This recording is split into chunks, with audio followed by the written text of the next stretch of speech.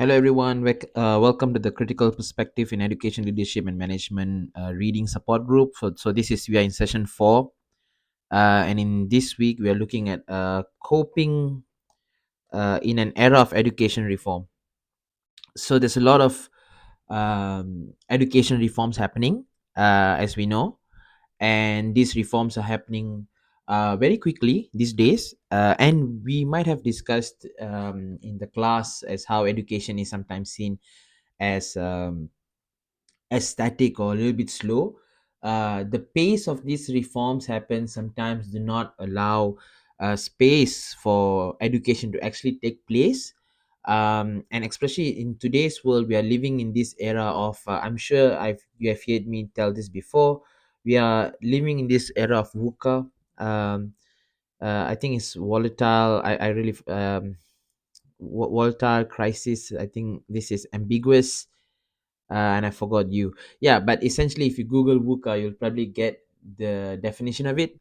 And because we live in this world of VUCA, education reforms tends to take place much at a quicker rate, and sometimes this is probably not a good thing for education or the stakeholders who participate in education, particularly for teachers and students. But I think if you are running a business or you're a corporation, I think pushing out education reforms as quickly as possible can be profitable actually. But let's go into it.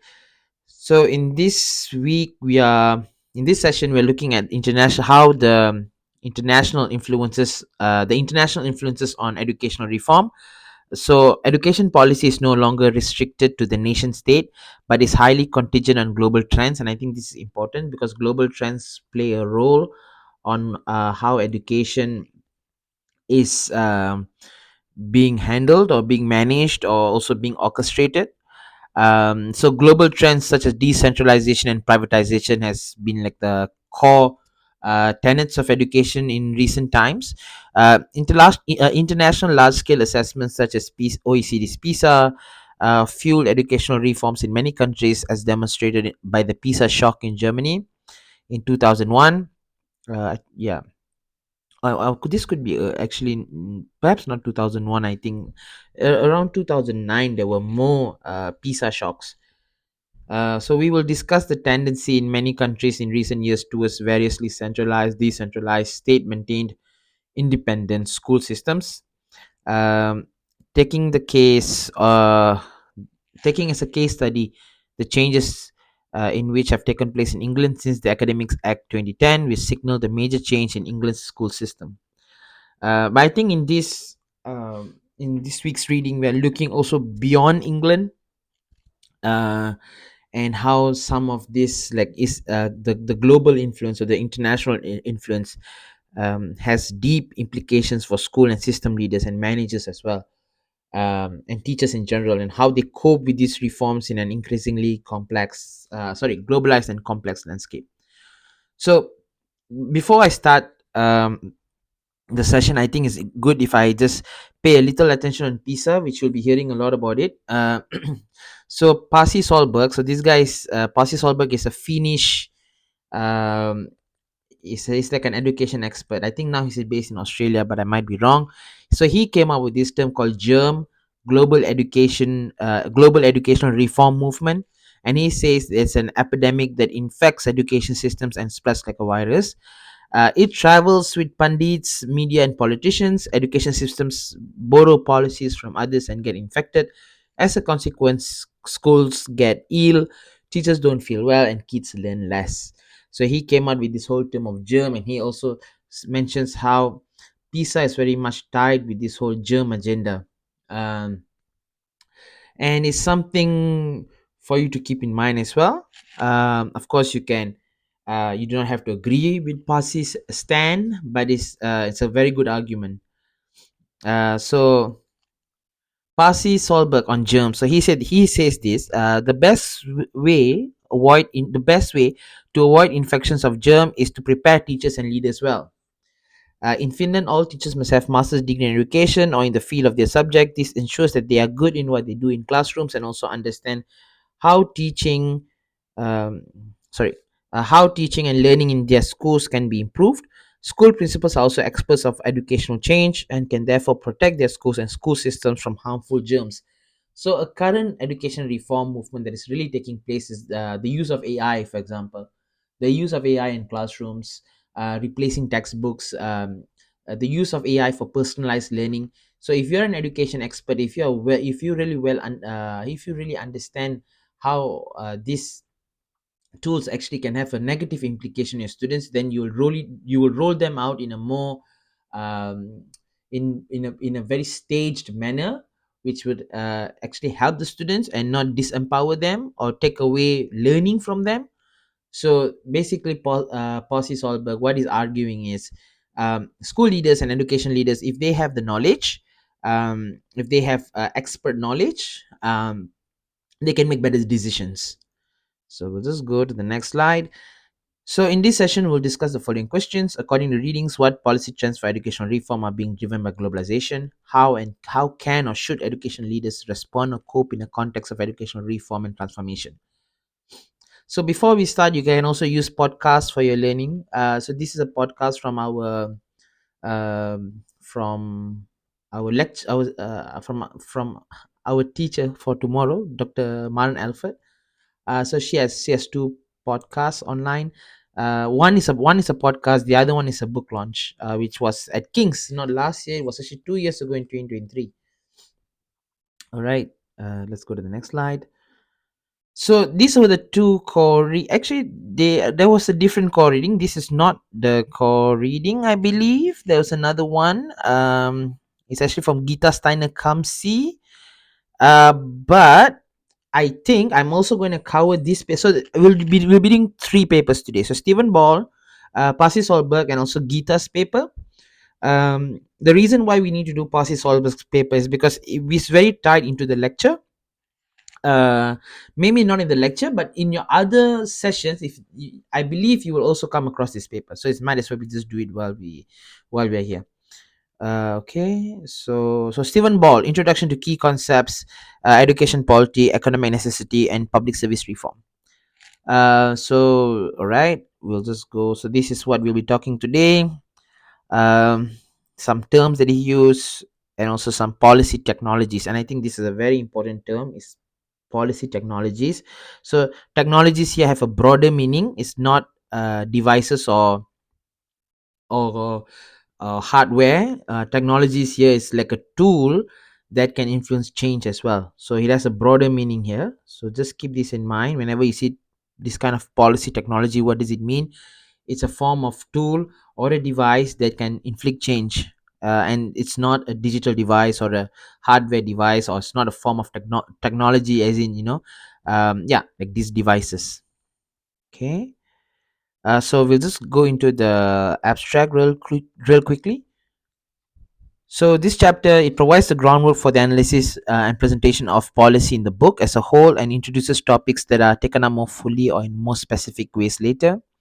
So the central theme of the chapter is education reform, and in relation to this is the emphasis in particular in particular the global and international context of education policy, issues of policy mobility, like how policy moves, the convergence, how certain policies they converge together, and the changing spatial configuration of policy and policy making. So, the focus on reform will also involve exploring the various ways in which education and education policy have become dominated by the perspective of economics. Economics is very much tied to education. I think we have talked about this last week. That is the role of education as a product of, as a producer, as a producer of labor and basic and high skills, and of subjectivities, values, and sensibilities like enterprise and entrepreneurship. Within policy, education is now regarded primarily from an economic point of view, which is quite true. The social and economic purpose of education have been collapsed into a single overriding emphasis on policy making for economic competitiveness, and an increasing neglect or sidelining, other than in rhetoric, of the broader social purpose of education. So Cohen writes about the astonishing displacement of society within the late modern educational pattern. And then he goes on, as Tony Blair says, education is our best economic policy. this country will succeed or fail on the basis of how it changes itself and gears up to this new economy based on knowledge. Education, therefore, is not the center of economic policy making for the future. However, as indicated already, this emphasis on the relationship between education and economy and the focus of the reform processes have been mediated differently by different governments. So, yeah, so I think you get the gist if you have read this paper. So, the introduction provides a foundation for the chapter focusing on education reform, particularly in the context of economic globalization. It highlights the shift towards viewing education primarily through the lens of economic competitiveness with broader social purposes often sidelined. So, the rhetorics of education reform. So, in this section, Stephen Ball discusses how economic necessity has driven education reform in various countries, emphasizing competition, performance, and standard. It traces the influence of neoliberal and managerial discourse in shaping policy reforms aimed at aligning education with market demands. Then there's something called knowledge economy. Education is increasingly framed as a tool to support the knowledge economy, where knowledge and innovation become key drivers of economic growth. And this section then explains how education policy have shifted to prioritize skills, innovation, and entrepreneurship to sustain national competitiveness. So there's a link between this national competitiveness, knowledge economy, and the goal of an education reform. So here are some key partnerships that takes place in education. So globalization and globalization highlights the interconnectedness of education policy across nations, where global economic forces shape national education systems. It addresses how education policies are influenced by global pressures while still being adapted to local contexts. So there's education and the World Bank. So the World Bank plays a significant role in shaping education policies in developing countries through its structural adjustment program. So you can have a look at this. It's called SAPS. It promotes privatization and human capital development as part of its agenda for economic development. So, education and OECD. OECD influences education policy through its comparative studies like PISA. There's also other tests like PEARLS. There's TALIS. There's so many others.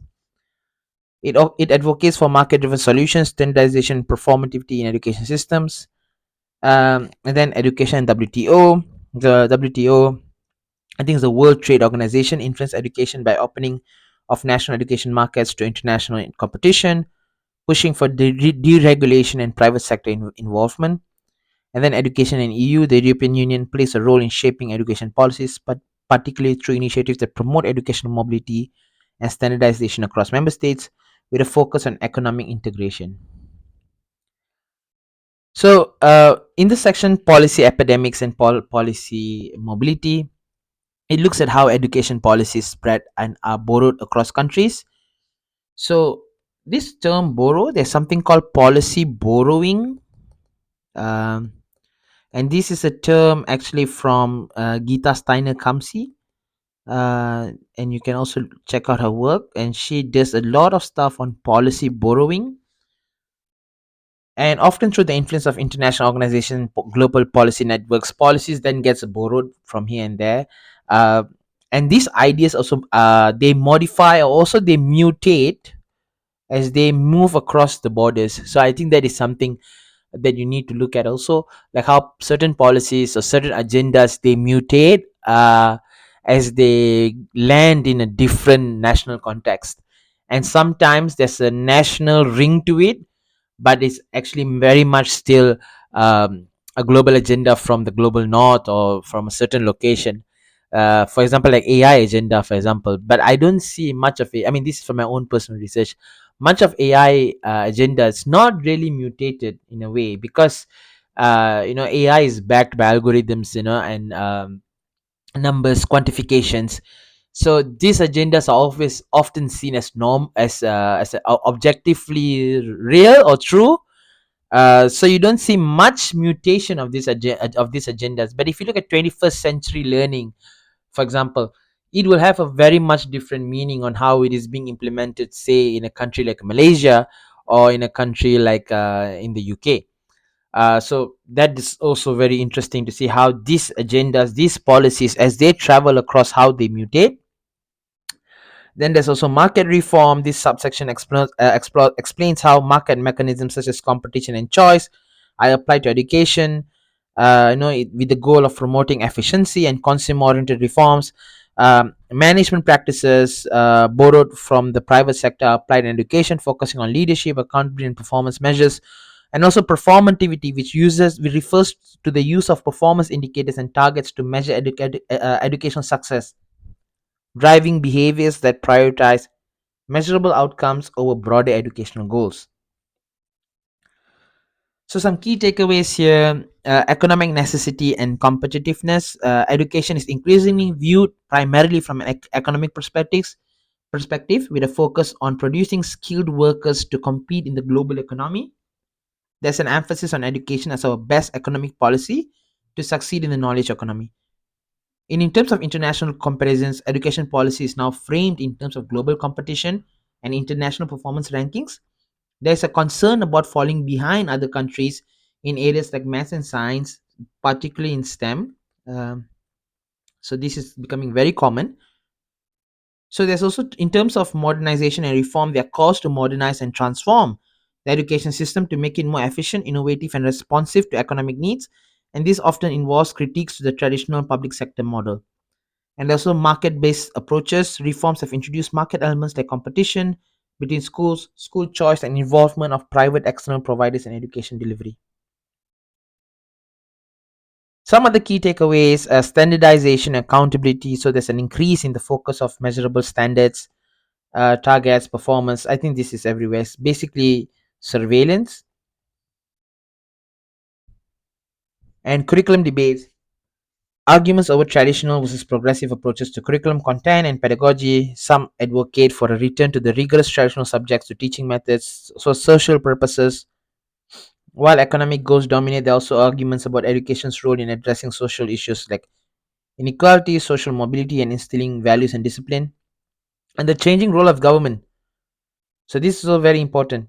Centralization versus devolution of control, and the appropriate role of state in education.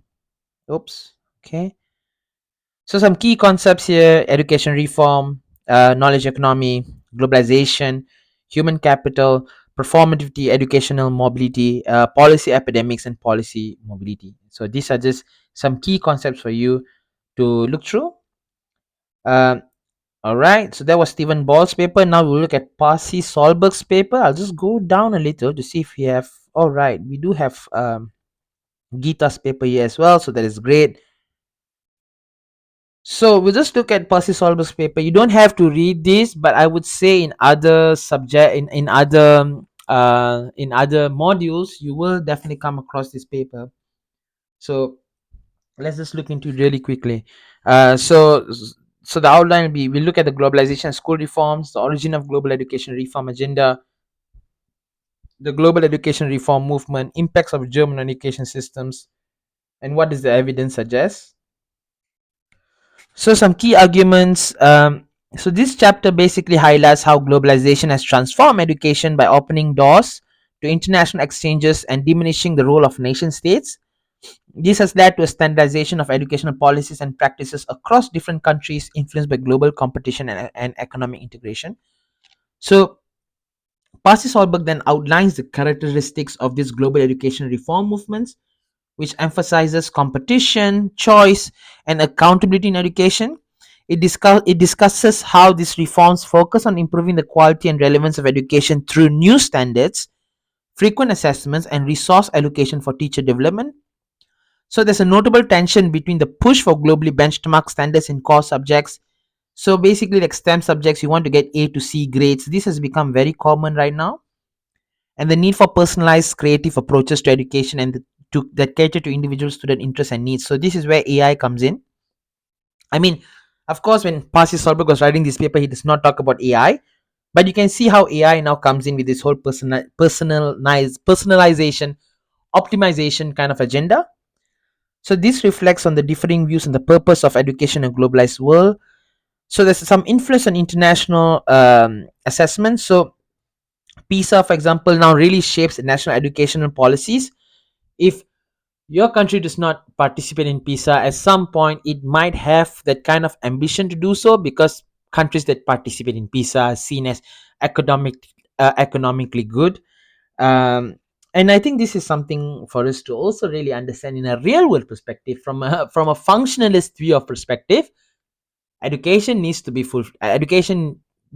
to allow you to participate in the market economy, right? That is the purpose of education. That's from a very functionalist perspective. So it's, again, it's for us to understand how do we look at education from a critical distance. um, and education can be much more than that. And basically what some of the scholars argue is education is not really preparing students for the economy. you know Education has been reduced to do that, but it is failing to do that. So that is where I think your work will have a big role at some point, maybe in the future. So then there's also challenges of globalization. I'll share the slides with you. You can read them. So there are certain. So I think Pasi also says several policy trends for educational reform that are being driven by globalization. So what are these policy trends? Standardization, emphasis on core subjects, accountability and performance measurements. Let's go down. School choice and competition. These are some of the the policy trends that are happening. So the key one that is happening right now is this whole accountability and performance measurement agenda. That is something really huge. I think the rest, I think you pretty much know. And this has deep implications on teachers' professional identity or professional authority as well. So I think this is something for you to keep in mind. Uh, all right, let's go to the next slide since we are running off time. So there's also investment in teacher development, technology integration, cross national policy learning. So these are other some key policy trends which is happening. When we talk about investing in teacher development, this is really true. We really need it. Teachers need all kind of support, but we're also seeing um, how teachers are also deprofessionalized. So that is another thing. Like, with all these technology tools coming in, teachers are also constantly deprofessionalized. So that is something, that's another way to look at it as well. Yeah, we need all this teacher development, but then we have all these tech companies coming in and saying what teachers should do. So then teachers lose their professional judgment and also professional authority, you can say. All right. Yeah, I think we can skip this slide as well. I'll just share the slides with you. So again, some key concepts, I think we have seen this. We'll go to Gita's paper real quickly because I don't want to take much of your time with this video. But again, so Gita is a new book which was published this year. It's called Time in Education Policy Transfer, the seven temporalities of global school reform, of global school reform. The book is open access, meaning you should be able to get it online. I think it's a good book. And she actually talks about the stages of how this. So in this chapter, the school accountability, the school autonomy with accountability reform, what it actually means. I had a tough time trying to understand this term. I mean, I've been dealing with this for some time now, right? So yeah, initially when I first came across it, Sava, I didn't know what it meant so much because it felt like a good thing. School autonomy is a good thing, right? You are given autonomy, but the school autonomy with accountability reform essentially means, so the school is given autonomy, but then along with this autonomy there comes a lot of accountability measures. And then what essentially happens is uh, the school actually does not have much autonomy, because these accountability measures kind of really overshadow the autonomy that is given, and you need to work in certain boundaries, certain frameworks, and you're held accountable for everything. So what essentially happens is, for teachers and school leaders, is you cheat the data, right? You cheat the data and so on. So it's not really a positive reform. Now on paper it looks like a great reform. Let's give autonomy to teachers to make decisions, but hey, here are these measures or here are these accountability sets that you need to achieve. And then what happens is, you're deprofessionalized actually. So that's another thing, that's another way to look at it. It's not really a positive thing. Since I'm running out of time, I will just send you the slides for this. I think it's very much readable because I've broke it down for you in the different phases it happens. And yeah, like, it's really interesting on what really have on how this Sava reform, yeah, this whole Sawa reforms actually is really not good for education actually, but on paper it sounds like the best thing in the world. So these are some 10 key concepts. Yep, and then 10 key takeaways. So I'll send this slide to you, and hopefully you'll find this all helpful. I think that's all from me. Thank you.